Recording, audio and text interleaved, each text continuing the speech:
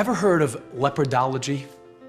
Kiwi Bernhard, originally from South Africa, wrote a book a few years ago about what we can learn from leopards and how to hunt for profit in a tough global economy.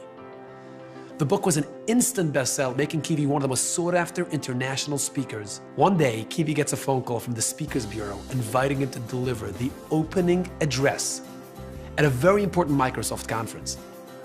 Hundreds of vendors from around the world were going to be there, including Bill Gates himself. Even for Kiwi, this was a huge opportunity. And I saw that the particular date that they were asking me for happened to be a Saturday, which of course is Shabbat. I immediately said, it's a Saturday, and as you know, I don't work on Saturdays. The next thing he knows, Kiwi receives a phone call from one of the senior vice presidents of Microsoft, offering him an exorbitant sum of money. He says, double, triple, what do you need? I'll send you the check, you write it. I said, John, it's not about money. It's about Sabbath observance. Bang, the phone slams down. With no choice left, Microsoft had to change the date of the conference to Sunday so Kiwi could deliver his talk. I said, great, I'm in for triple the fee. Just kidding. A few months later, Kiwi got a phone call from this senior vice president of Microsoft, who shared with him how he had just been with Bill Gates on his private jet with a bunch of top executives, and we're talking about Kiwi and the conference. And John explained, he says, yeah, it was the craziest thing, you know.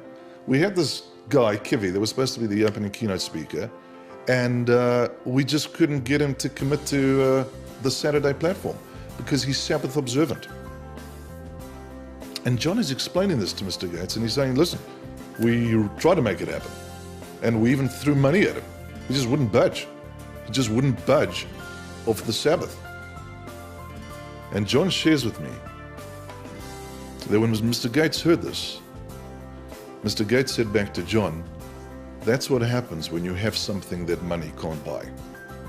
You know, Kiwi demonstrated one of the most fundamental character traits of a leader: living a principle-centered life.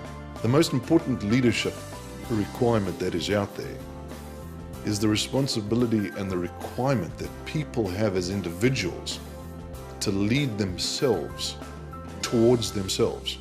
You see, leadership isn't about a position or a title that's reserved to a select few. It's about a conscious decision, a choice we all make every day about the type of life we want to lead. The principled, value-based liver says, I will not consume the world, I will choose the world. The pathway to that is to choose values. And it takes leadership, both external and internal, to do that. We live in a society that's constantly trying to convince us to live a quick fix, pleasure-centered life. But a true leader is someone who chooses to center his life around principles and values that money can't buy, like honesty, loyalty, humility, commitment, and compassion.